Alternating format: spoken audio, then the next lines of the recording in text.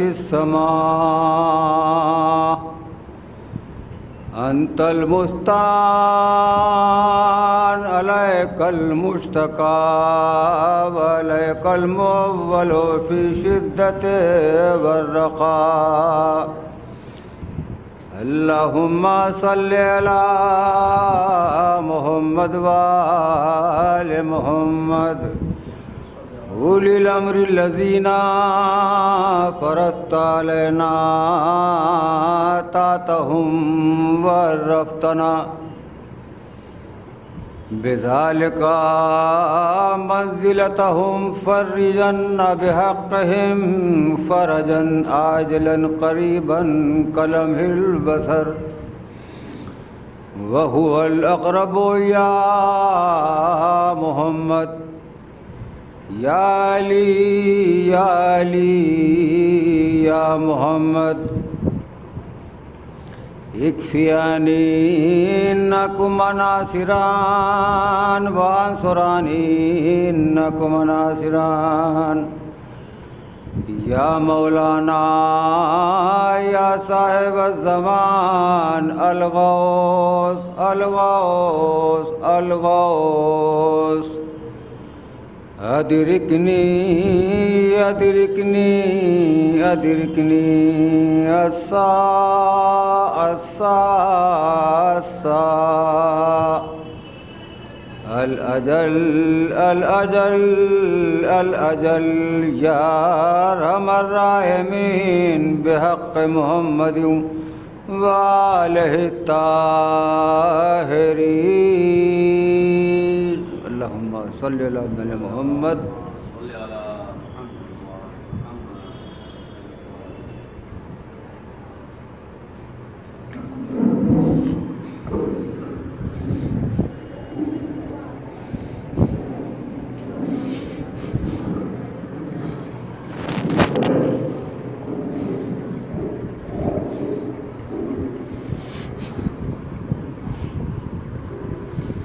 ابھی برادر عزیز محترم بڑے بھائی نیّر صاحب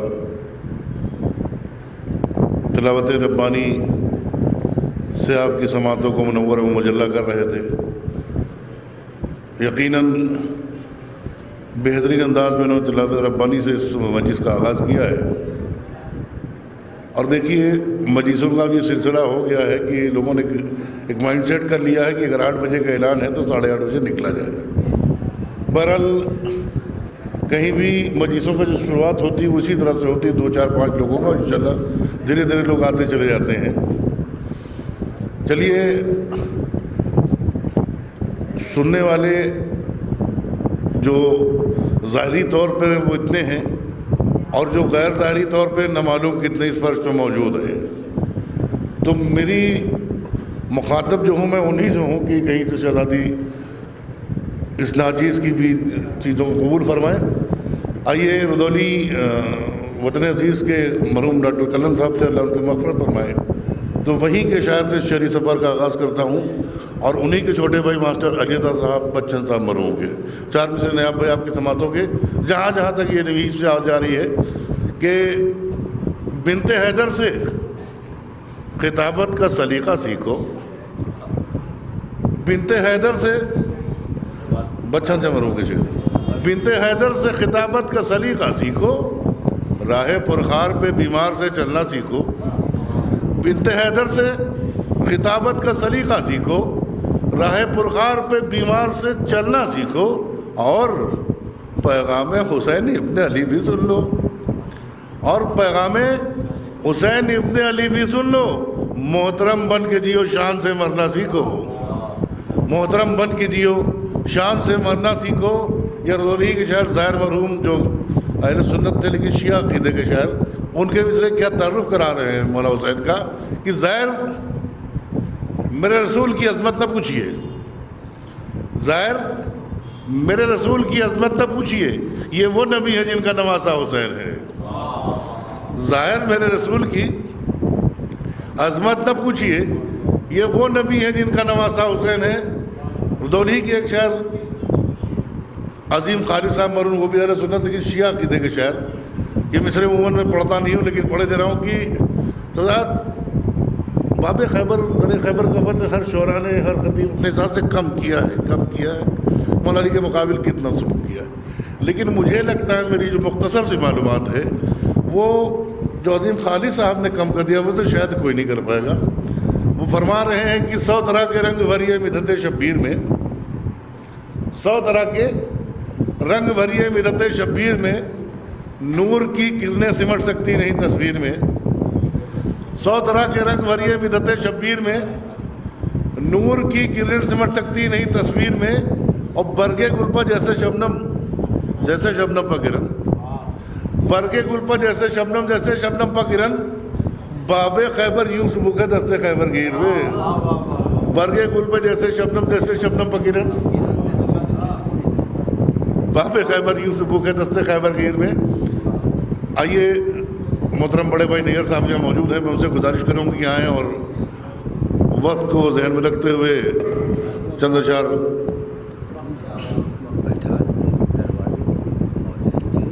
ارے رہنے دیا، چلنے دیجیے، آپ کہہ رہے ہیں تو ٹھیک ہے، شروع ہو گئی ہے، وہاں تک بلانے جائیں۔ ٹھیک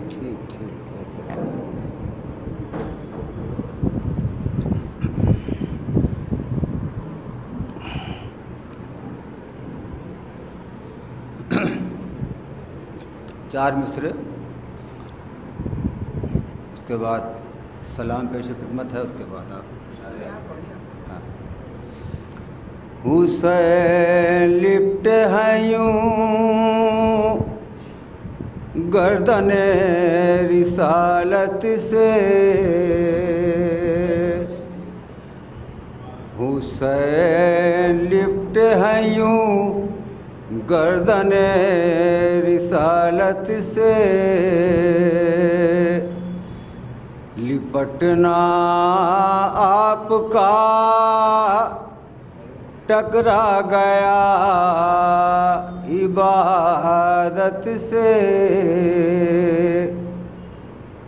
ملاحظہ ہو نماز ہی میں جو نانا سے کھیلنا چاہا،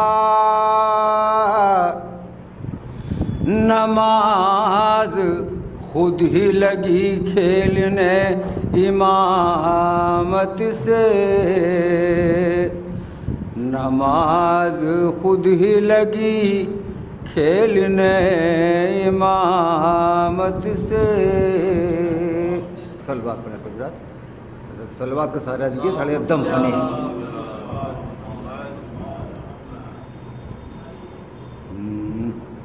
کیسے بتائیں آپ کو، کیسے بتائیں آپ کو، کیا کیا ہے فاطمہ اللہ کے رسول کی بیٹی ہے فاطمہ، زوجہ ہے ایک امام کی، ماں دو امام کی، باقی وہ 9 اماموں کی، دادی ہے فاطمہ باقی وہ 9 اماموں کی۔ 4 مصرے۔ بازوئے حیدر کرار کہاں سے لاؤں، بازوئے حیدر کرار کہاں سے لاؤں، ثانیہ احمد مختار کہاں سے لاؤں، فاطمہ حافظ قرآن تو لا سکتا ہوں، تیرے حسین کا کردار کہاں سے لاؤں؟ صلوات پڑھیں حضرت 4 مصر۔ حسین عرش ہے اور آفتاب ہیں عباس، حسین عرش ہے اور آفتاب ہیں عباس، حسین عزم ہے اور انقلاب ہے عباس۔ وہ جنگ اور تھی جس میں نقاب پوش لڑا، یہ کربلا ہے یہاں بے نقاب ہیں عباس۔ صلوات پڑھیں آپ حضرات، اور سلام پیش خدمت ہے، اس میں صلوات کی ضرورت نہیں ہے، بیٹھ کے سنیے آرام سے۔ ہاں پڑھتے ہیں، جب آپ کہیے تو گزر آئیں گے۔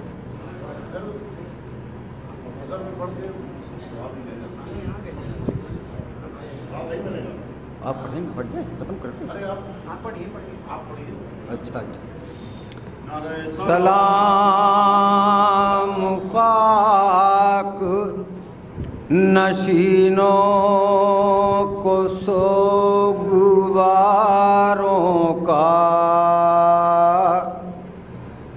غریب دیتے ہیں پرسا تمہارے پیاروں کا۔ سلام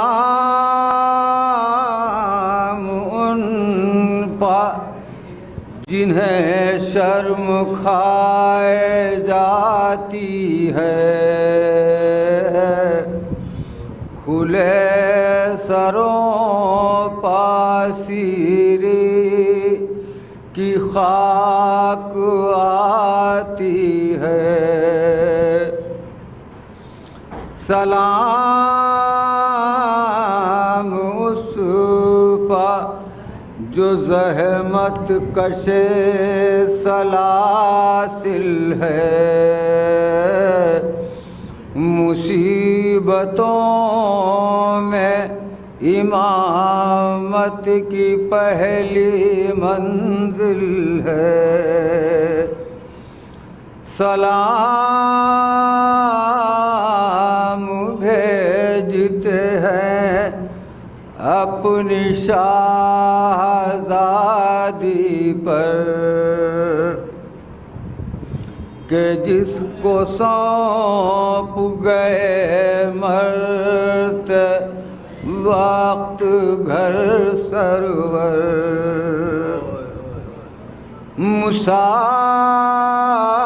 مسافرت میں جسے بے کسی دکھلائی، نثار کر دیے بچے نہ بچ سکا بھائی، اسیر ہو کے جسے شامیوں کے نرغے میں حسینیت ہے دکھائی علی کے لہجے میں۔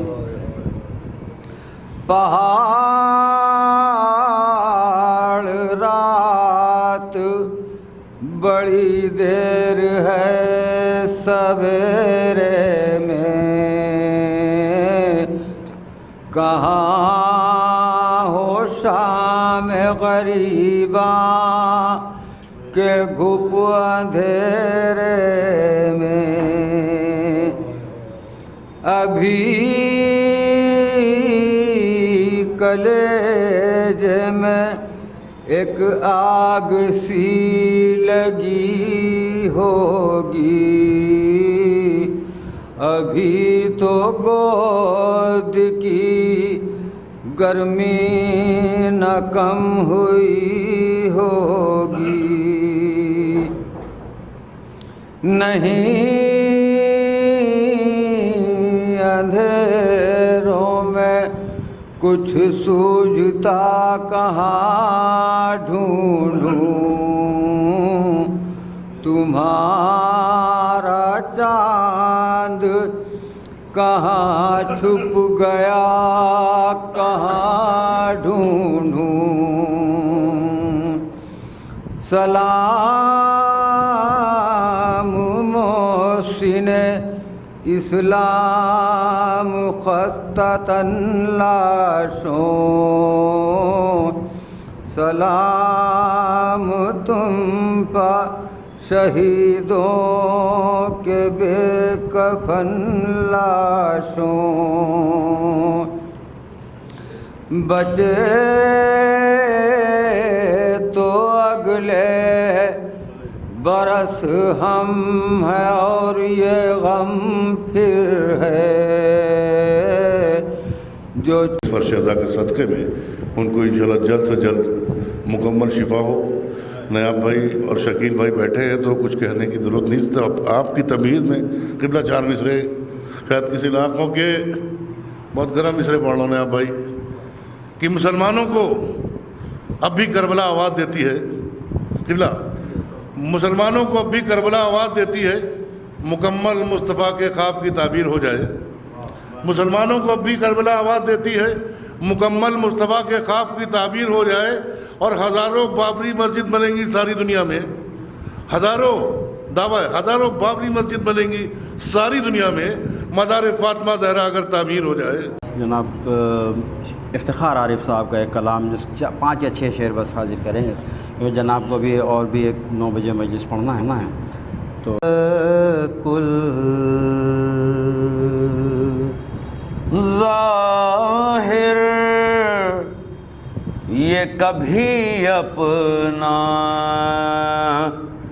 ارادہ نہیں کرتے، بس ایک اشارے پر بلا لیتے ہیں سورج،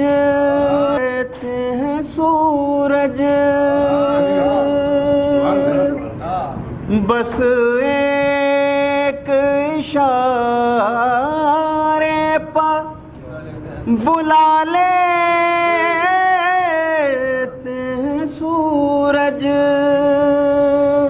2 بار بڑے لوگ اشارہ نہیں کرتے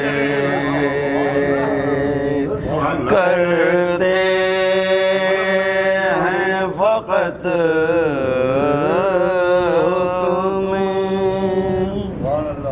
جناب افتخار عارف صاحب کا ایک مطلب اور چند شعر بس 4 یا 5 شعر حاضر۔ ایک سلوات بھیجیے بر محمد عارف۔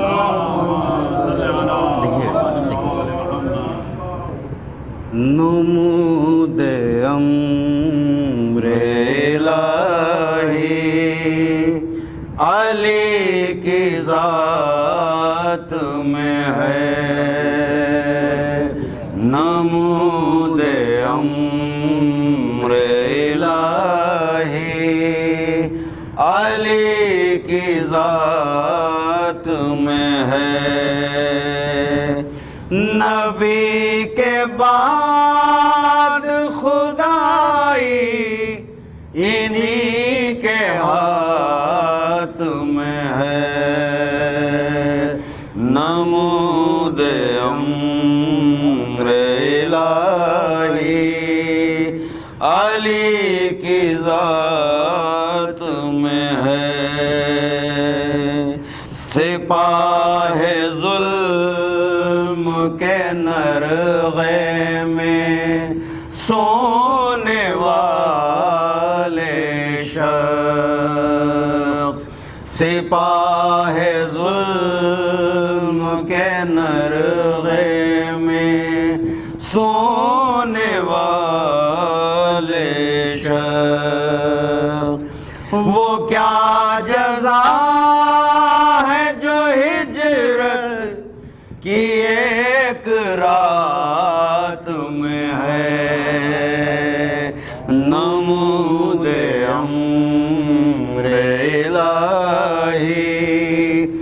علی کی ذات میں ہے، علی کا نام تو لے کیا عجب قدم چومے، علی کا نام تو لے کیا عجب قدم چومے، یہ بے لحاظ زمانہ جو تیری گھات میں ہے، نمود امر الہی علی کی ذات میں ہے، نشان فاتح خیبر بھی جس پر ناز کرے، نشان فاتح خیبر بھی جس پر ناز کرے، وہ کر و فعل میں فاتح فرات میں ہے، نمود امر الہی علی کی ذات میں ہے۔ خاص طور سے شعر سمجھتے ہیں، میں جب بھی ناد علی پڑھ کے خود پھونکتا ہوں، میں جب بھی ناد علی پڑھ کے خود پھونکتا ہوں، یقین رہتا ہے ہر وقت کوئی ساتھ میں ہے، نمود امر الہی علی کی ذات میں ہے۔ آخری شعر بالکل جنت و دوزخ کو تقسیم کیا، کتنے سہل طریقے سے دیکھیں، جو ان کے حق ایک سال بعد بھیجے بر محمد علیہ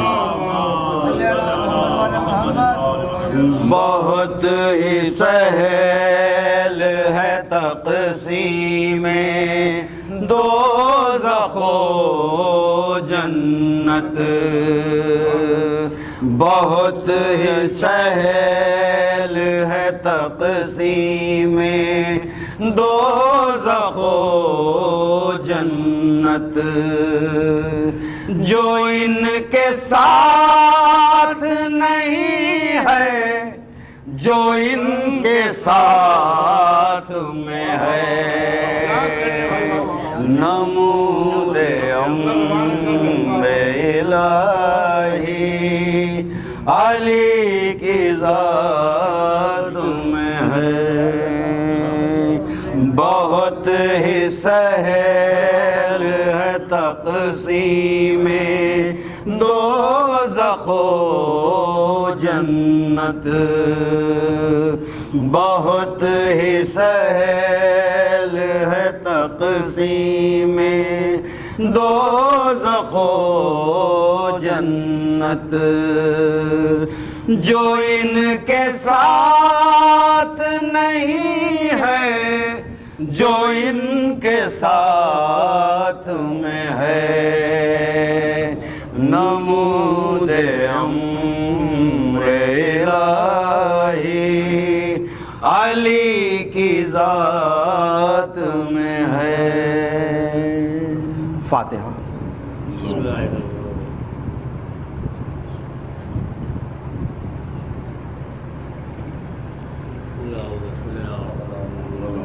جگر کے درد کو اکبر دبائے جاتے ہیں، جگر کے درد کو اکبر دبائے جاتے ہیں، نظر سے باپ کی شاید چھپائے جاتے ہیں۔ خدا حسین کو پہنچا دلاش اکبر پر، یہ داغ وہ ہے عدم لڑکھڑائے جاتے ہیں، جگر کے درد کو اکبر دبائے جاتے ہیں، نہ جنبشیں ہے نظر میں، نہ دم ہے اکبر میں، مگر حسین گلے سے لگائے جاتے ہیں، جگر کے درد کو اکبر دبائے جاتے ہیں، جدھر سے لاشائے اکبر گئے ہیں لے کے حسین، نشان بیٹھنے اٹھنے کے پائے جاتے ہیں، جگر کے درد کو اکبر دبائے جاتے ہیں۔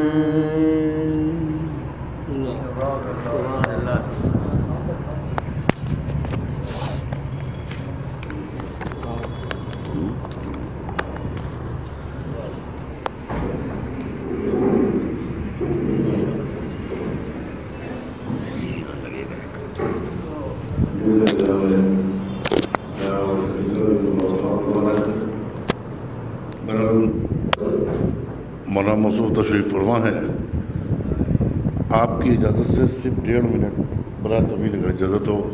نعرہ صلوات، آپ کی طویل سرکار، ہاتھ باندھے ہوئے حر خدمت شبیر میں ہے، ہاتھ باندھے ہوئے حر خدمت شبیر میں ہے، سنگ اب آئینہ بن جانے کی تدبیر میں ہے، ہاتھ باندھے ہوئے حر خدمت شبیر میں ہے، سنگ اب آئینہ بن جانے کی تدبیر میں ہے، ہر کسی کو نہیں ملتی میاں یہ فرش عزا، ہر کسی کو نہیں ملتی میاں یہ فرش عزا، پاک ہے جس کا لہو ماتم شبیر میں ہے، پاک ہے جس کا لہو مجلس شبیر میں ہے، اور غم حسین کا موسم نہ روک پائے گا، غم حسین کا موسم نہ روک پائے گا، بہیں گے اشک عزا غم نہ روک پائے گا، بہیں گے اشک عزا غم نہ روک پائے گا، سجیں گی پھر سے دکانیں لگیں گے پھر فتوے، سجیں گی پھر سے دکانیں لگیں گے پھر فتوے، مگر حسین کا ماتم نہ روک پائے گا، لگیں گی پھر سے دکانیں سجیں گی پھر سے دکانیں لگیں گی پھر فتوے، مگر حسین کا ماتم نہ روک پائے گا، اور دعائے فاطمہ زہرا ہمارے ساتھ میں ہے، دعائے فاطمہ زہرا ہمارے ساتھ میں ہے، کسی کا باپ محرم نہ روک پائے گا، دعائے فاطمہ زہرا ہمارے ساتھ میں ہے، کسی کا باپ محرم نہ روک پائے گا۔ گزارش ہے کہ حضرات ایک بار سورہ ہم 3 بار سورہ اخلاص کی تلاوت فرما کر مرحوم حسن رضا ڈاکٹر کلن صاحب، ابن محمد رضا حکیم محمد رضا اور نہال صغیر ابن انصار حسین عابدی کی روح کو اظہار کر دیں۔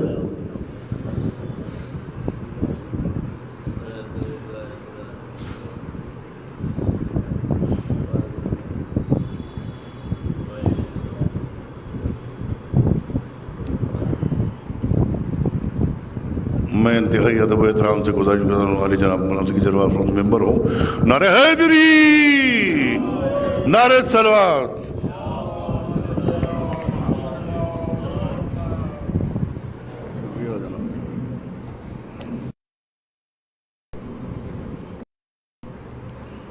الفاتحہ۔ بسم اللہ الرحمن الرحیم، الحمد للہ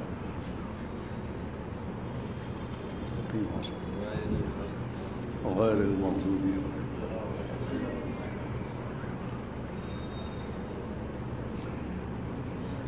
اعوذ باللہ السمیع العلیم العظیم من الشیطان اللعین الرجیم، بسم اللہ الرحمن الرحیم، الحمد للہ رب العالمین، والصلاة والسلام علی سیدنا و نبینا و شفیعنا و طبیب قلوبنا و مولانا مقتدانا بالقاسم محمد صلی اللہ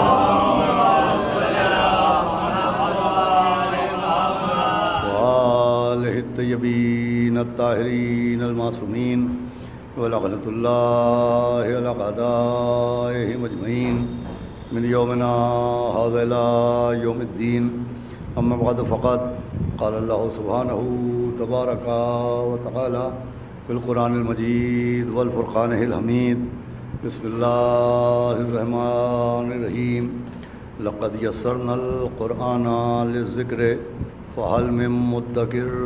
صلوات پڑھیں محمد۔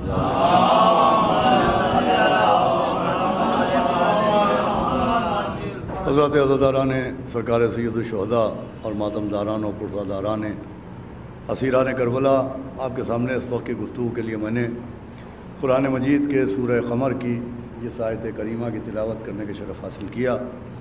اس آیت میں خداوند عالم نے قرآن مجید کے مختصر سے تعارف کے بعد تمام قاریان قرآن کو قرآن کی جانب ایک دعوت دی ہے۔ تعارف قرآن یہ ہے کہ لقد یسرنا القرآن للذکر، کہ ہم نے ذکر کے لیے، تلاوت کے لیے اس قرآن کو آسان قرار دیا، اور دعوت یہ ہے کہ فہل من مدکر، تم میں کوئی ہے جو اس قرآن سے نصیحت حاصل کرے۔ دیکھیے آیت قرآن کے مختصر سے الفاظ اس بات کی دلیل ہیں کہ قرآن کی تلاوت کرنا بے پناہ سبب ثواب ہے، قرآن پڑھنا اجر و ثواب کا باعث ہے۔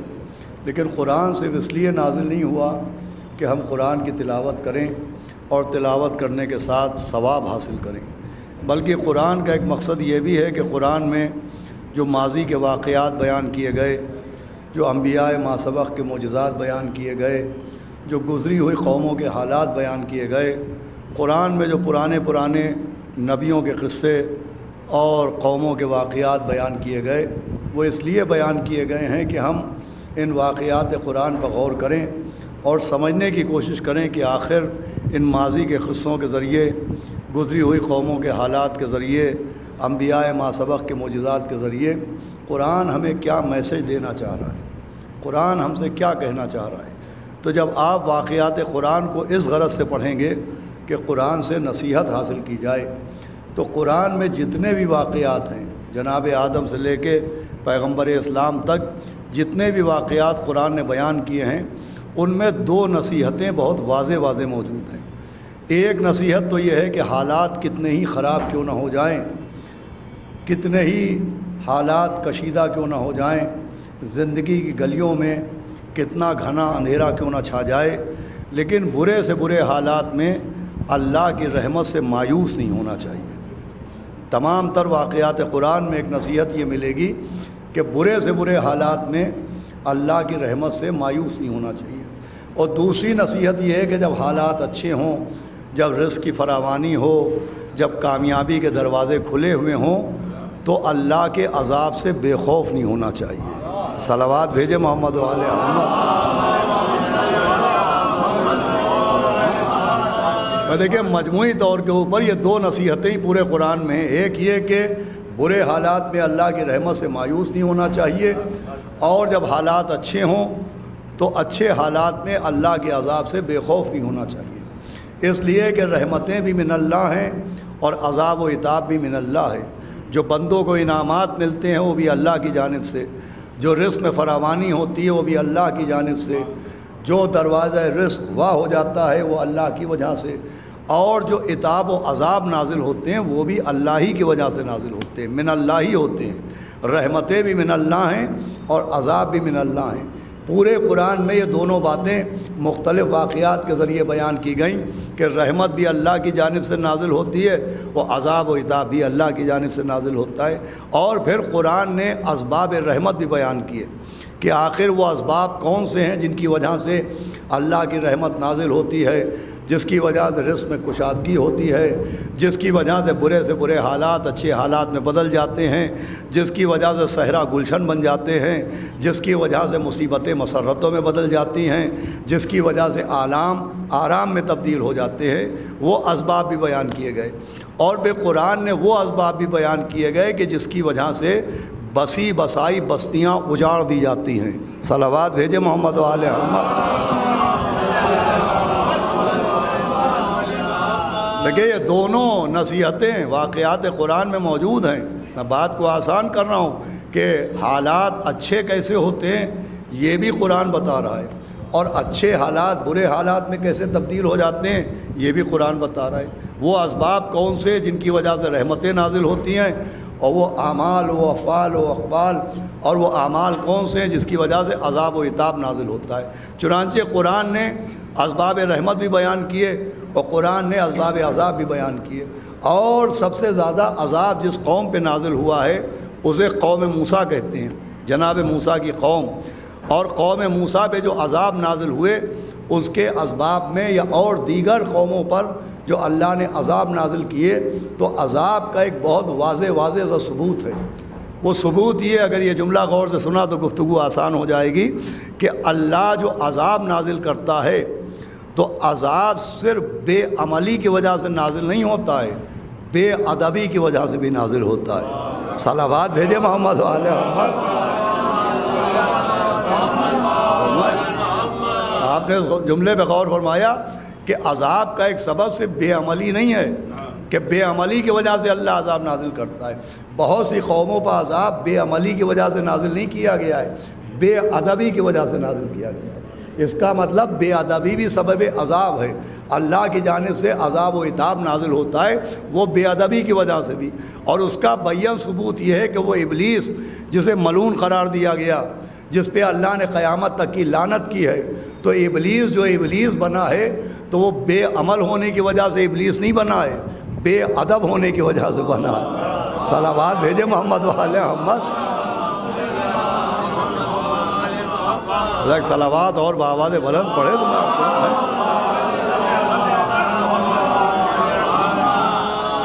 بھائی شیطان جو شیطان بنا، ابلیس جو ابلیس بنا، جو وہ ملعون بنا، قابل لعنت بنا، وہ بے عمل ہونے کی وجہ سے نہیں بنا ہے، بے ادب ہونے کی وجہ سے بنا ہے۔ عمل تو ایسا تھا کہ وہ زمین پر رہتا تھا، آسمان پہ بلا لیا گیا۔ عمل تو ایسے کیے کہ جنات تھا مگر فرشتوں میں بٹھا دیا گیا۔ بھائی ابلیس کے عمل ایسے تھے کہ عمل کی وجہ سے بلندی ملی، عمل کی وجہ سے ملائکہ کی صحبت ملی، عمل کی وجہ سے فرشتوں کے بیچ میں جگہ ملی، مگر وہی ابلیس جو پستی سے بلندی پہ پہنچا تھا وہ پھر بلندی سے پستی میں گرایا گیا۔ تو پستی سے بلندی پر پہنچانے والی شے عمل ہے، مگر بلندی سے پستی پہ لانے والی شے بے ادبی ہے۔ صلوات بھیجے محمد و آل محمد۔ اور فرمائے ابلیس تھا بے ادب کہ جب اللہ نے کہا آدم کے پیکر میں روح ڈالوں تو تم سب کے سب سجدہ کر لینا، یہیں سے اس کی بے ادبی کا آغاز ہوا۔ اس نے کہا تو نے مجھے آگ سے بنایا ہے، ان کو مٹی سے بنایا ہے۔ یعنی ابلیس نے جو پہلی بے ادبی کی ہے وہ مٹی سے کی ہے۔ مٹی کو عربی میں تراب کہتے ہیں۔ کیا مجھے پوچھنے دیجیے گا کہ جب تراب کی بے ادبی کا یہ نتیجہ ہے تو ابو تراب سے بے ادبی کا کیا نتیجہ ہوگا؟ صلوات بھیجے محمد و آل محمد۔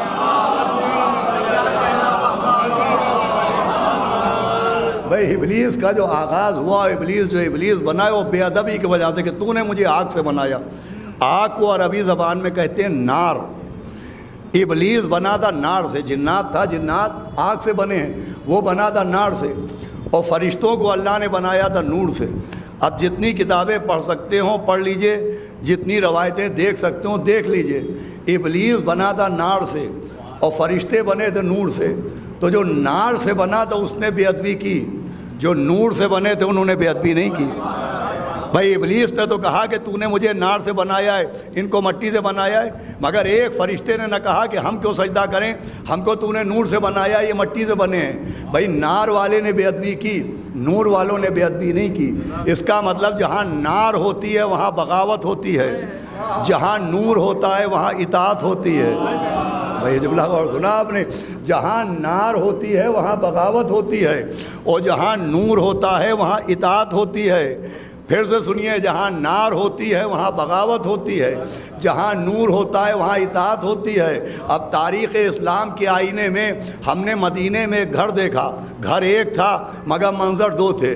وہ گھر بنت رسول کا گھر تھا، وہ گھر حضرت بطول کا گھر تھا، وہ گھر جناب سیدہ کا گھر تھا۔ ہم نے ایک منظر یہ دیکھا کہ سیدہ کے گھر میں فرشتے چکی چلاتے نظر آ رہے ہیں، فرشتے حسنین کو جھولا جھلاتے نظر آ رہے ہیں، فرشتے روٹی بسورا پہنچاتے نظر آ رہے ہیں، فرشتے انگوٹھی پہ آیت لاتے نظر آ رہے ہیں۔ وہی گھر جہاں فرشتوں نے خدمت کی، جہاں حسنین کا جھولا جھلایا، جہاں سیدہ کی چکی چلائی، وہیں دوسرا منظر یہ تھا کہ نام نہاد کلمہ پڑھنے والوں نے آگ لگائی۔ اب دیکھیں گھر ایک تھا منظر دو تھے۔ جس گھر میں فرشتوں نے خدمت کی، فرشتوں نے جھولے جھلائے، فرشتوں نے حسنین کے جھولے جھلائے، سیدہ کی چکی چلائی، اسی میں کلمہ پڑھنے والوں نے آگ لگائی۔ کوئی حیرت کی بات نہیں ہے، سب نے اپنا سلسلہ بتایا کہ نور والے کون ہیں، نار والے کون ہیں۔ صلوات بھیجے محمد والے محمد۔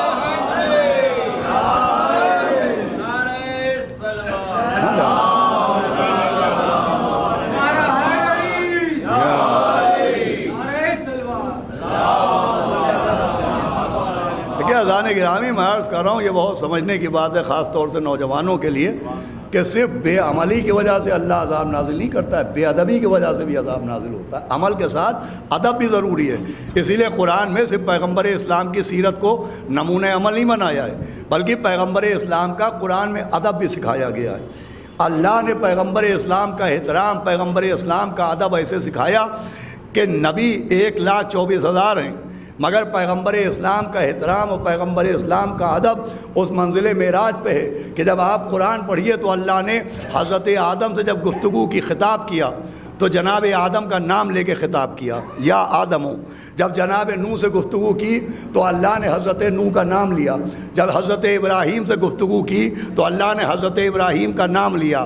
جب اللہ نے حضرت موسیٰ سے گفتگو کی تو موسیٰ کا نام لے کے گفتگو کی۔ عیسیٰ سے گفتگو کی تو حضرت عیسیٰ سے ان کا نام لے کے گفتگو کی۔ اے آدم، اے نوح، اے ابراہیم، اے موسیٰ، اے عیسیٰ۔ قرآن میں پیغمبر اسلام کا نام نامی بھی ہے، پیغمبر کا اسم گرامی بھی ہے، مگر اللہ نے پیغمبر کا احترام سکھانے کے لیے جب پیغمبر کو خطاب کیا تو یا محمد کہہ کے خطاب نہیں کیا، نام لے کے خطاب نہیں کیا، القاب کے ذریعے خطاب کیا۔ کبھی طٰہٰ کہہ کے خطاب کیا، کبھی یاسین کہہ کے خطاب کیا، کبھی مدثر کہہ کے خطاب کیا، کبھی مزمل کہہ کے خطاب کیا۔ بھائی پیغمبر کا ادب سکھایا جا رہا ہے کہ سارے نبیوں کے اللہ نے نام لیے مگر پیغمبر اسلام کا نام نہیں لیا، ان کو القاب کے ذریعے ایڈریس کیا ہے، ان کو القاب کے ذریعے مخاطب کیا ہے، طٰہٰ کہہ کے، یاسین کہہ کے، اور ایک پیغام اور دیا ہے کہ آدم بھی نبی ہیں مگر محمد جیسے نہیں ہیں۔ کیا سنا ہے آپ؟ نوح بھی نبی ہیں مگر محمد جیسے نہیں ہیں، ابراہیم بھی نبی ہیں مگر محمد جیسے نہیں ہیں، موسیٰ بھی نبی ہیں مگر محمد جیسے نہیں ہیں، عیسیٰ بھی نبی ہیں مگر محمد جیسے نہیں ہیں۔ قرآن سمجھانا چاہ رہا ہے، قرآن پیغام پہنچانا چاہ رہا ہے کہ ارے نبی تو محمد جیسے ہوتے نہیں ہیں، وہابی محمد جیسا کہاں سے ہو جائے۔ صلوات بھیجے محمد والے محمد۔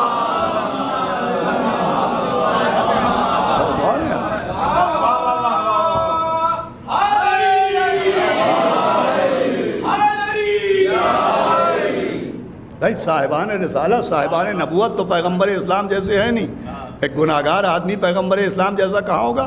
اور پھر دیکھیں قرآن میں پیغمبر اسلام کا ادب و احترام سکھایا جا رہا ہے۔ سورہ حجرات موجود ہے، سورہ حجرات میں کہا جا رہا ہے کہ میرے نبی، یہ جو دور دراز سے مدینے سے باہر سے لوگ آتے ہیں اور دروازے پہ آ کے چیختے ہیں، چلاتے ہیں، تو ان سے کہیے کہ آپ کے دروازے پہ چیخا نہ کریں۔ اللہ اکبر۔ معصوم کے گھر کے در کا بھی احترام ہے۔ کیا سن رہے ہیں بھائی؟ صلوات بھیجے محمد والے محمد۔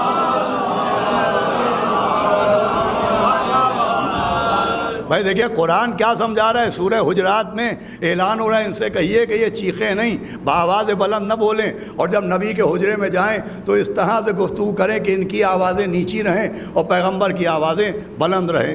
پھر حکم دیا کہ ان سے کہیے، اپنے کلمہ پڑھنے والوں سے کہیے، اپنے امتیوں سے کہیے کہ یہ آپ کو ویسے نہ پکارا کریں جیسے ایک دوسرے کو پکارتے ہیں.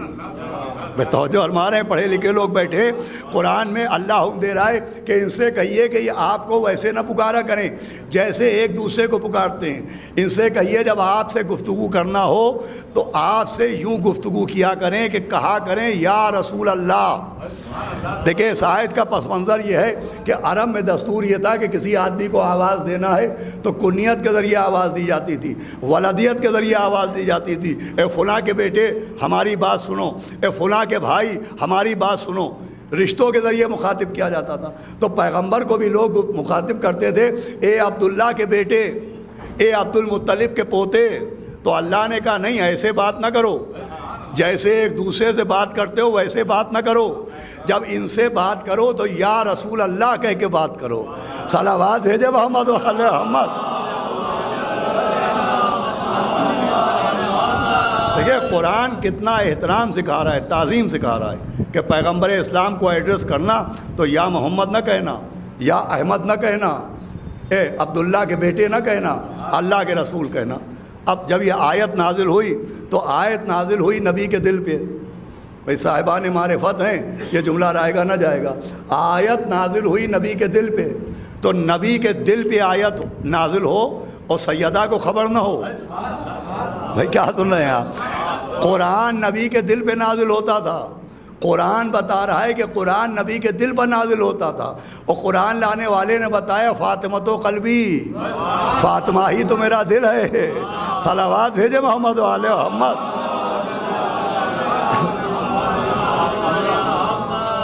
تو آیت نازل ہوئی قلب رسول پر، اور نبی نے اپنی امت سے، اپنے اصحاب سے کہا کہ دیکھو اللہ کا حکم ہے کہ مجھے اس طرح سے نہ پکارا کرو جیسے ایک دوسرے کو پکارتے ہو. جب مجھے پکارنا ہو، مجھ سے خطاب کرنا ہو تو یا رسول اللہ کہا کرو. تو اب تک جناب سیدہ اپنے بابا کو جب وہ گھر میں آتے تھے تو یا اباتا کہہ کے سلام کرتی تھی، کہتی تھی میرے باپ، اے میرے بابا آپ پر سلام. لیکن آیت نازل ہونے کے بعد جب رسول خدا گھر میں آئے تو جناب سیدہ نے یا اباتا کہنے کے بعد کے بجائے کہا السلام علیکہ یا رسول اللہ. تو جیسے ہی جناب سیدہ نے اپنے بابا کو رسول کہہ کے سلام کیا، نبی مسکرائے کہ بی بی یہ حکم آپ کے لیے نہیں آیا ہے، امت اور ہے آپ اور ہیں. کیا صلوات بھیجے محمد علی محمد.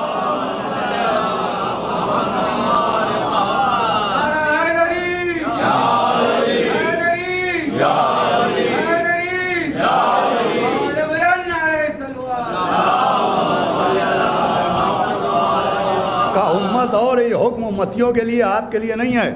آپ بابا کہہ کے سلام کرتی تھی، آپ اپنا بابا کہا کیجئے. آپ اپنا باپ کہا کرتی تھی، آپ اپنا باپ کہا کیجئے. دیکھیں اس سے معلوم ہوا کہ احکام قرآن و احکام شریعت امت کے لیے اور ہیں، ملکہ عصمت کے لیے اور ہیں. احکام شریعت امت کے لیے اور ہیں، آل محمد کے لیے اور ہیں. کوئی حیرت کی بات نہیں کہ صاحب قرآن ایک، شریعت ایک، احکام امت کے لیے اور کیسے، اور اہل بیت کے لیے اور کیسے ہو سکتے ہیں؟ تو ایسے ہو سکتے ہیں کہ بہت سے موقع ایسے ہیں کہ جب احکام شریعت ہم اپنے گھر میں ہیں تو اس وقت قانون کچھ اور ہو جاتے ہیں، لیکن جب حج کرنے ہم اللہ کے گھر جاتے ہیں تو قانون کچھ اور ہو جاتے ہیں. بھائی حج کرنے والے ہی موجود ہوں گے. حج کا قانون کیا ہے؟ بہت سی جائز باتیں، بہت سی حلال باتیں جو یہاں ہمارے گھر میں ہمارے لیے حلال ہیں، جب ہم حج کرنے جاتے ہیں تو حرام ہو جاتی ہیں. بھائی شکار کرنا یہاں حلال ہے، وہاں حرام ہو جاتا ہے. زوجہ یہاں حلال ہے، وہاں حرام ہو جاتی ہے.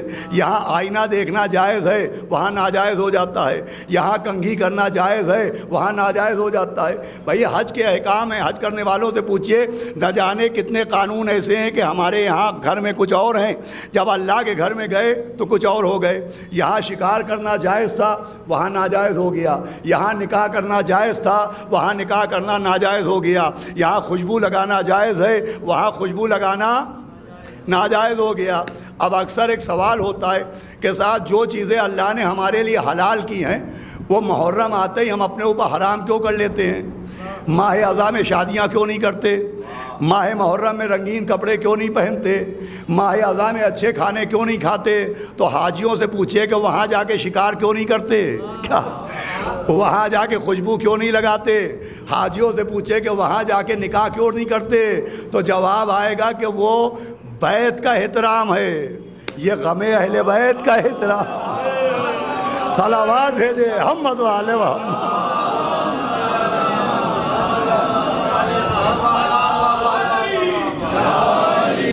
بھائی وہ بیت کا احترام ہے یا اہل بیت کا احترام ہے؟ کہ یہ کالے کپڑے کہاں سے نکال لائے؟ جس الماری میں حج کے سفید احرام رکھے تھے وہیں سے نکال رہا ہے۔ صلوات بھیجے محمد والے محمد۔ تو اذان گرامی بس تمام ہو رہی گفتگو احترام، رسپیکٹ، ادب۔ اللہ چاہتا ہے خالی عمل نہ کرو، ادب بھی کرو، اس لیے کہ عذاب سے بے عملی کی وجہ سے نہیں آتا ہے، بے ادبی کی وجہ سے آتا ہے۔ اور قرآن اس کے لیے نبیوں کے قصے سنا رہا ہے، جناب یوسف کا واقعہ سنایا جا رہا ہے۔ تفسیر قرآن ہے کہ جب جناب یوسف کو حکومت مل گئی، اقتدار مل گیا، وزارت مل گئی، تو جب انہیں خبر ملی کہ ان کے والد جناب یعقوب اور ان کی والدہ اور ان کے بھائی ان سے ملنے آ رہے ہیں، تو جناب یوسف نے یہ سوچا کہ اتنے عرصے بعد میرے ماں باپ میرے پاس آ رہے ہیں، تو میں کیوں نہ ایسا منظر پیش کروں کہ میرے غمزدہ ماں باپ کے دل کو یہ منظر دیکھ کے سکون مل جائے۔ لہٰذا انہوں نے اپنے دربار میں جو سٹنگ ارینجمنٹ تھا اسے چینج کیا، جو نشست کا نظام تھا اسے بدلا۔ انہوں نے اپنا تخت حکومت بالکل انٹرنس کے دروازے کے سامنے بچھایا، جیسے وہ سامنے داخلے کا دروازہ ہے، یہاں پر کرسی رکھی ہے، جیسے ہی کوئی اس دروازے سے آئے گا اس کی پہلی نظر مجھ پہ پڑے گی۔ تو جناب یوسف نے اپنا تخت حکومت دربار کے داخلے کے دروازے کے ایک دم سامنے بچھایا، اور یہ سوچا کہ میں اس تخت پہ بیٹھوں گا، جب میرے ماں باپ آئیں گے تو ان کی پہلی نظر مجھ پہ پڑے گی، تو میں بیٹھے بیٹھے انہیں سلام کروں گا، میں اٹھوں گا نہیں، تاکہ وہ دیکھیں کہ بیٹا تخت حکومت پر بیٹھا ہوا ہے۔ دیکھیں نیت معاذ اللہ غلط نہیں تھی۔ کوئی بھی باپ اپنے بیٹے کو کسی اعلیٰ عہدے پر بیٹھے دیکھتا ہے تو ٹنو منو خون بڑھ جاتا ہے۔ کوئی باپ اپنے بیٹے کو کسی IAS اور IPS کی کرسی پہ دیکھتا ہے تو اس کا دل بڑھ جاتا ہے، خون بڑھ جاتا ہے۔ تو جناب یوسف نے یہی سوچا کہ میرے باپ نے، میری ماں نے میرے لیے اتنی مصیبتیں اٹھائیں، اتنی آنسو بہائے، اب وہ دیکھیں کہ اللہ نے نبوت کے ساتھ، پوری توجہ سنیے گا، مجھے حکومت بھی دے دی ہے۔ تو یہ سوچ کے جب جناب یعقوب داخل ہوئے تو حضرت یوسف تخت پر بیٹھے رہے، اٹھے نہیں، اور بیٹھے بیٹھے انہوں نے اپنے باپ کو سلام کیا۔ جیسے ہی بیٹھے بیٹھے باپ کو سلام کیا، ویسے ہی ان کے ہاتھ سے ایک نور نکلا، ایک روشنی نکلی اور ہوا میں غائب ہو گئی۔ جناب یوسف نے کہا پالنے والے یہ میرے ہاتھ سے کیا نکل گیا؟ آواز دی ہم نے تمہاری نسل سے نبوت کو نکال لیا ہے، تم نبی رہو گے لیکن ہم تمہاری اولاد میں کسی کو نبی نہیں بنائیں گے۔ کہ پالنے والے سبب کیا ہے؟ کہ سبب یہ ہے کہ تم نے اپنے باپ کو دیکھا اور اپنی جگہ سے اٹھے نہیں۔ کیا سن رہے ہیں آپ؟ تم نے بلند ہو کے سلام نہیں کیا، تم اپنی جگہ بیٹھے رہے، تم اپنی جگہ بیٹھے رہے، تم نے یعقوب کو دیکھ کے اٹھ کے احترام نہیں کیا، بلند ہو کے احترام نہیں کیا۔ بھئی آخری منزل ہے، چاہے جیسے سنیے گا، یعقوب کو دیکھا اور بیٹھے بیٹھے سلام کیا، تم اپنی جگہ سے اٹھے نہیں۔ بھئی قرآن کا یہ واقعہ بتا رہا ہے کہ معصوم کا احترام صرف گناہ گاروں پر واجب نہیں ہے، معصوم کا احترام معصوموں پر بھی واجب ہے۔ بھائی معصوم کا احترام صرف گناہ گاروں پر واجب نہیں ہے، معصوم کا احترام معصوم پر بھی واجب ہے۔ اب سمجھ میں آیا جب فاطمہ آتی تھی تو نبی اٹھ کے بلند کیوں ہو جاتے تھے؟ صلوات بھیجے محمد والے۔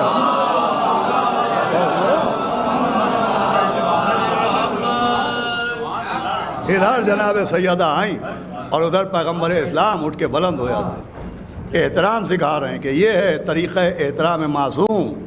مجھے کہنے دیجئے جناب یوسف نے جناب یعقوب کے لیے احترام کیا مگر اٹھ کے بلند نہیں ہوئے، اللہ نے ان کی نسل سے نبوت کو نکال لیا۔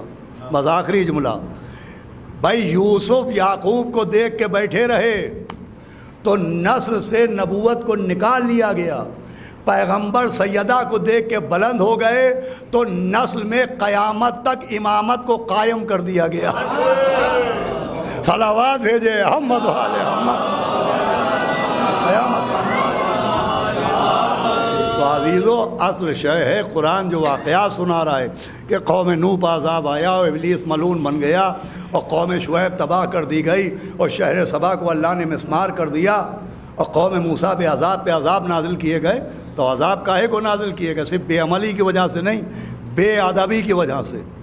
اس کا مطلب عمل کے ساتھ ادب بھی ضروری ہے، اور ادب کا اتنا اہم رول ہے، ادب کا اتنا اہم مقام ہے کہ جو ایام اعضاء ہیں، یہ جو ماہ محرم ہے، یہ جو ہمارے جسموں پر کالے کپڑے ہیں، یہ جو ہماری آنکھوں میں آنسو ہیں، یہ جو اہل بیت پر گریہ ہے، یہ اسی وجہ سے ہے کہ اہل بیت کے لیے قرآن آیہ مودت کے ذریعے ان کی مودت کا حکم دے رہا ہے، آیہ اطاعت کے ذریعے ان کی اطاعت کا حکم دے رہا ہے۔ نبی اپنی بیٹی کو دیکھ کے اپنی جگہ سے بلند ہوئے جا رہے ہیں، جن کا احترام قرآن و نبی نے سکھایا، انہی کے ساتھ کربلا میں کیا کیا گیا، اللہ اکبر۔ یہ سارا رونا بے احترامی کا ہے کہ زہرا بھرے دربار میں حق مانگ رہی ہے، اس قوم کے رونے کو یہی بات بڑی ہے۔ دیکھیے میری کیا اوقات، میری کیا بساط، اللہ درجات بلند کرے ہمارے ڈاکٹر کلن صاحب مرحوم، کیا شخصیت تھے۔ نہ جانے کتنے لوگ ہیں انتقال ہوتا ہے 6 مہینے بعد، سال بھر بعد، وہ یاد بھی نہیں رہتے، لیکن میں اپنی بات کر رہا ہوں کہ کوئی ہفتہ کوئی مہینہ ایسا نہیں ہوتا جب ڈاکٹر کلن صاحب یاد نہ آتے ہوں۔ ایک تو اتنے بڑے ڈاکٹر، ہاتھ میں اللہ نے ایسی شفا دی تھی، انسانیت کے مسیحا، غریبوں کے مددگار، وہ سب اپنی جگہ، لیکن اس کے باوجود بھی کتنے ڈاؤن ٹو ارتھ تھے۔ میری کیا حیثیت، میری کیا بساط، لیکن جب بھی پہنچا وہ اپنی جگہ سے اٹھ کے بلند ہو جاتے تھے، دروازے تک چھوڑنے آتے تھے۔ یہ کس لیے، کس کی وجہ سے؟ ارے ایک پیسہ انہوں نے کبھی ہم سے فیس کبھی نہیں لیا۔ یہ جو احترام کرتے تھے یہ کاہے کے لیے؟ کہ یہ ذاکر حسین ہے۔ اللہ اکبر، اللہ اکبر، ذاکر حسین کا اتنا احترام، ہائے مادر حسین، اللہ اکبر، دن بھر دربار میں کھڑی نہیں۔ کسی نے یہ بھی نہ کہا کہ لاؤ ایک کرسی لاؤ، نبی کی بیٹی کو بٹھا دو، اللہ اکبر۔ جب زہرا اپنا حق مانگ کے واپس آئیں تو ایک 4 برس کی بچی ماں کے پیروں سے لپٹ گئی۔ آواز دی، زینب بی بی کیوں روتی ہیں؟ فدق نہ ملا تو باغ جنا تو ہمارا ہے۔ کہ اماں آپ معصومہ ہیں، آپ کو معلوم ہے میں اس لیے نہیں رو رہی کہ فدق چلا گیا، میں اس لیے رو رہی ہوں کہ دن بھر آپ دربار میں کھڑی نہیں اور کسی نے آپ سے بیٹھنے کو بھی نہ کہا۔ میرا دل کہتا ہے بیٹی کو سینے سے لگایا ہوگا، آواز دی ہوگی، ہائے زینب ہم دن بھر دربار میں کھڑے تھے مگر کم سے کم ہمارے سر پر چادر تو تھی، ہمارے ساتھ شیر جیسا شوہر تو تھا، ہمارے ساتھ بنی ہاشم کی خواتین تو تھیں، ہمارے ساتھ جنت کے جوانوں کے سردار تو تھے، لیکن اے زینب جب آپ درباروں سے گزریے گا تو آپ کے ہاتھ گردن کے پیچھے بندھے ہوں گے، آپ کے سر پر چادر نہیں ہوگی۔ اللہ اکبر۔ بس 2-4 منٹ، مجلس تمام ہے، مجلس مخصوص ہے، جناب عباس علیہ السلام سے بات جناب زینب کی آ گئی ہے، تو میں ایک روایت جناب زینب کے لیے اور ایک بات جناب عباس کے لیے پڑھ کے تمام کر دوں۔ وہ روایت یہ ہے کہ جناب فضہ کہتی ہیں کہ جب مولا حسن دنیا میں آئے اور وہ 2-2.5 برس کے تھے اور اپنے باپ کی طرف دوڑتے تھے تو مولا علی انہیں گود میں اٹھا لیتے تھے۔ کہ امام حسین بھی 2.5 برس کے ہوئے اپنے باپ کو دیکھ کے دوڑتے تھے، مولا علی امام حسین کو بھی گود میں لے لیتے تھے۔ لیکن جناب فضہ کہتی ہے جب شہزادی زینب دنیا میں آئیں اور 2-2.5 برس کی ہو گئی اور مولا علی کو دیکھ کے وہ دوڑتی تھیں تو مولا علی بی بی زینب کو گود میں نہیں لیتے تھے، اپنی انگلی ان کے ہاتھوں میں تھما دیتے تھے اور گھر کے آنگن کے اس کونے سے کبھی اس کونے تک لے جاتے تھے، کبھی اس کونے سے اس کونے تک لاتے تھے۔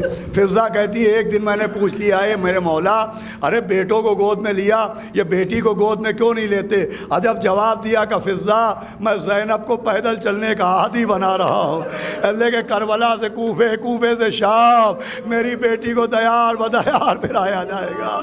عزیزو جناب عباس سے متعلق 2 جملے عرض کرنا ہے، لیکن بی بی زینب کا ذکر آ گیا ہے تو عرض کرنا ہے کہ روز عاشورہ مولا حسین جب کوئی لاشا لاتے تھے تو بیویاں اس لاشے پر آ کے ماتم کرتی تھیں۔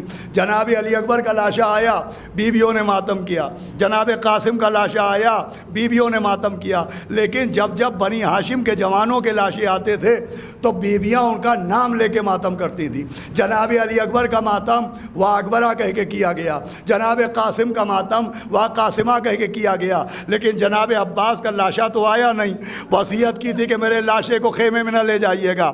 مولا حسین خون میں ڈوبا ہوا علم لے کے آئے, سکینہ چچا کے علم سے لپٹ گئیں, جناب زینب اندر سے نکلی, علم کو لے کے خیمے کے اندر آئیں اور مستد پائے سے لٹایا جیسے عباس کا لاشا لٹایا جا رہا ہو. عزیزو آوازیں بلند دیکھیں, طریقہ گریہ یہی ہے. امام نے کہا ایسے رویا کرو جیسے وہ ماں روتی ہے جس کا جوان بیٹا مارا جائے. سنیں بھائی, 1 منٹ مجلس تمام ہے.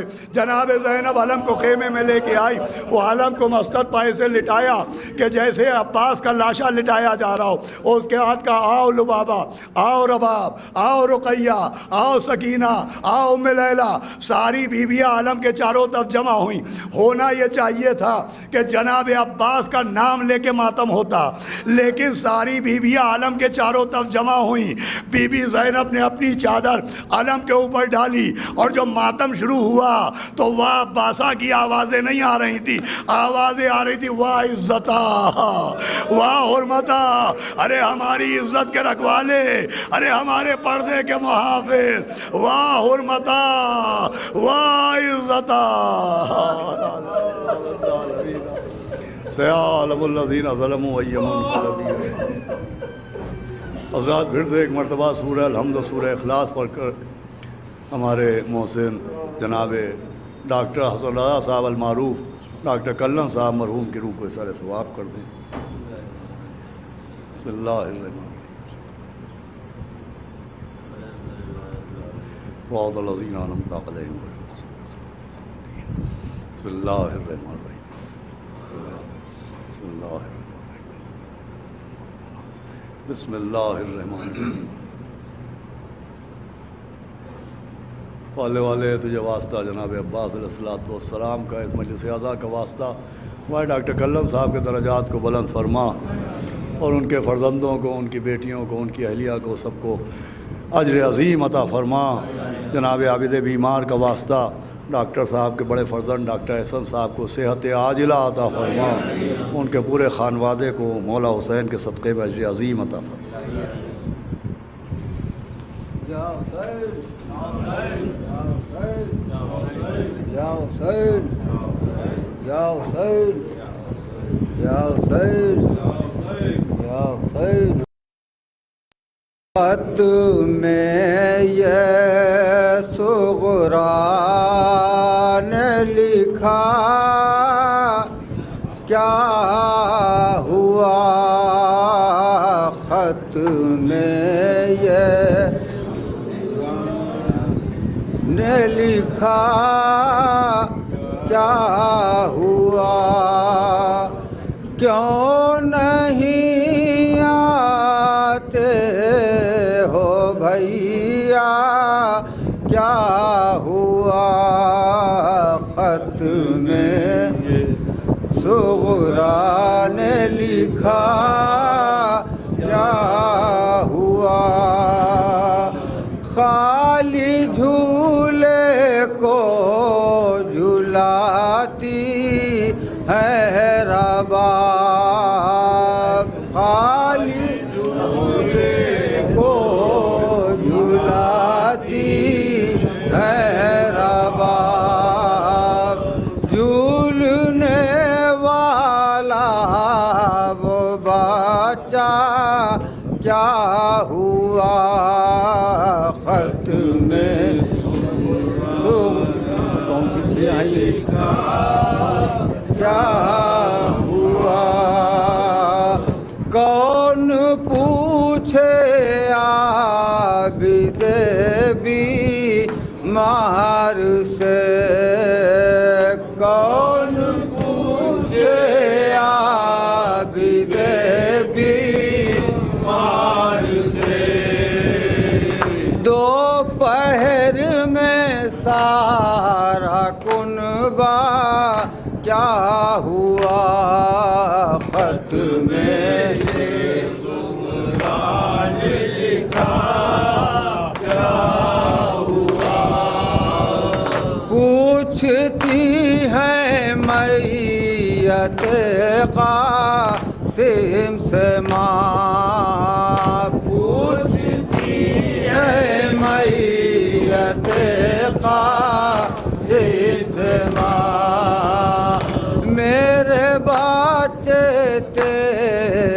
تیرا کیا ہوا خط میں یہ سبحان لکھا کیا ہوا کس لیے چپ ہو میرے کڑی یا جوان کس لیے چپ ہو میرے کڑی یا جوان منہ سے کچھ بولو تو بیٹا کیا ہوا خط میں یہ سبحان لکھا کیا ہوا رو پڑی زینب علم کو دیکھ کر رو پڑی زینب علم کو دیکھ کر شیر سا بھائی ہمارا کیا ہوا خط میں یہ سبحان لکھا کیا ہوا رو پڑی زینب علم کو دیکھ کر رو پڑی زینب علم کو دیکھ کر شیر سا بھائی ہمارا کیا ہوا خط میں یہ سبحان لکھا کیا ہوا رو پڑھے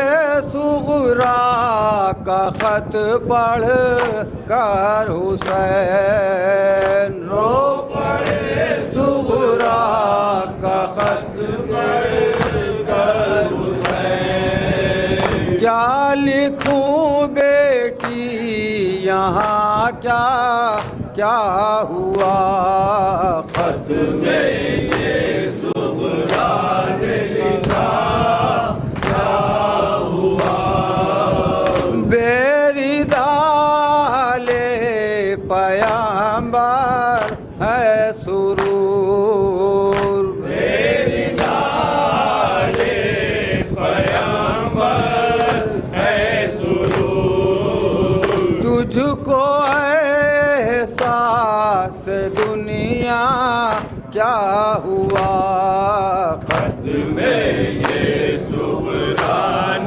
لکھا کیا ہوا شہید جہاں میں خبر گئی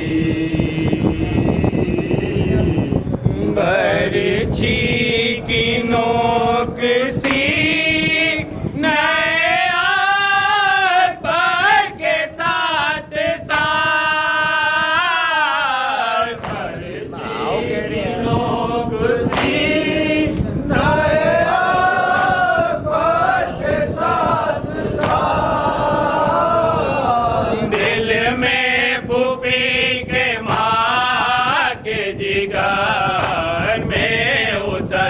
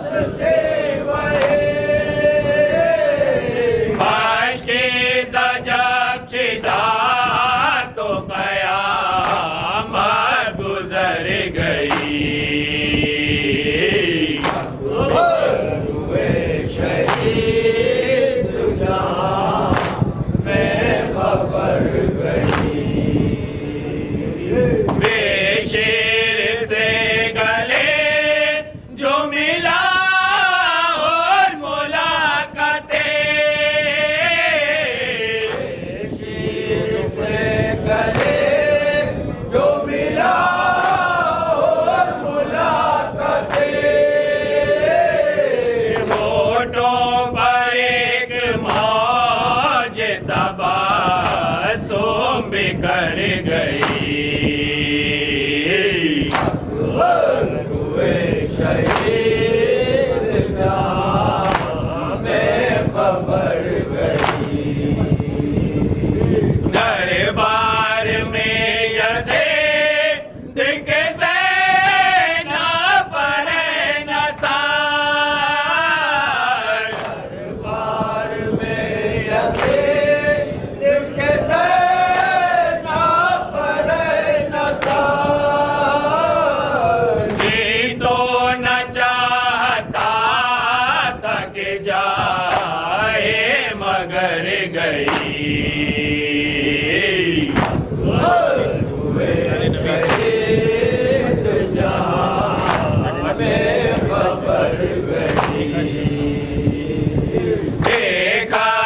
کربلا میں ہوا ایک شام میں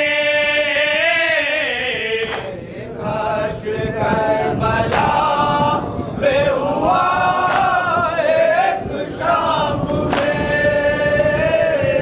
زندان میں سکینہ معصوم مر گئی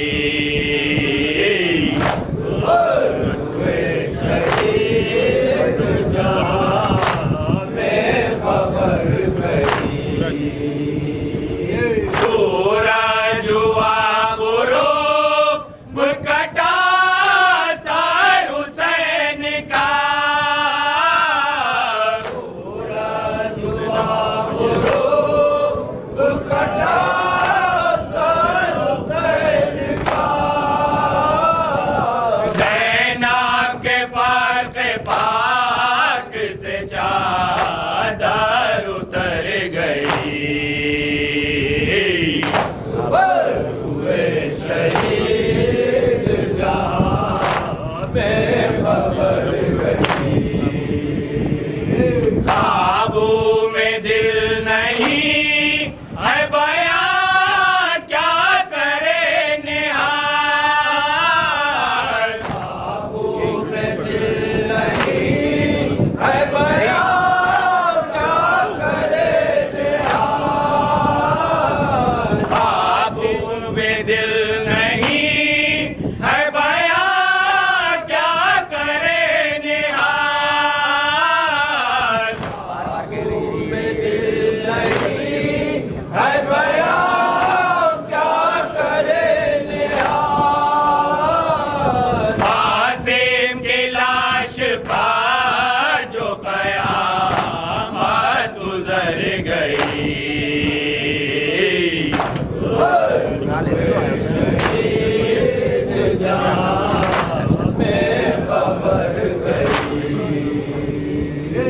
آئے حسین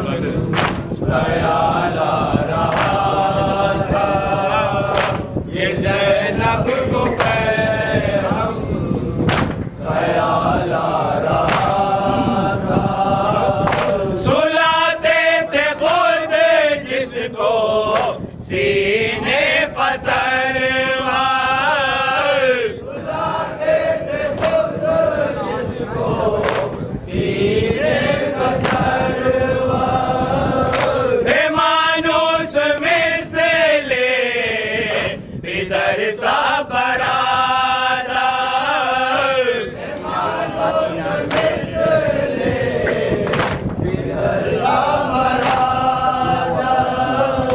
سکینہ وہ عباس کے ناز پرواز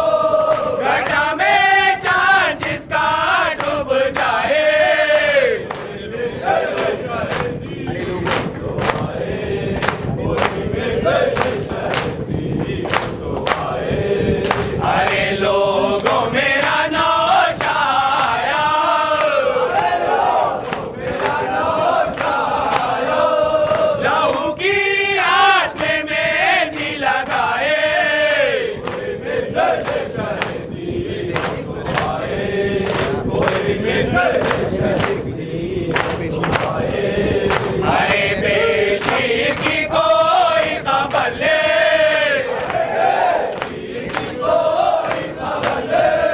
میرا بچہ لہد میں ڈر نہ جائے،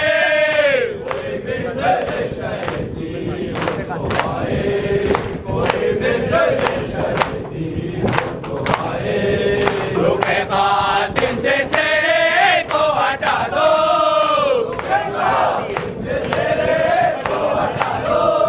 دلہن آتی ہے گھونگھٹ کو اٹھائے،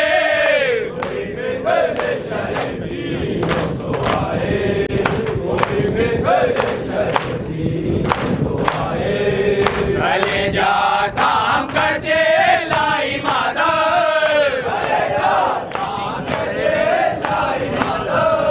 شہیدی لاشہ قاسم جو لائے،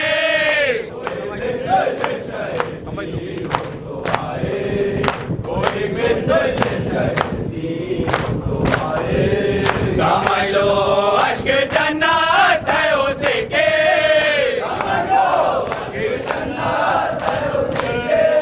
سمجھ لو اشک جنت ہے اسے کے،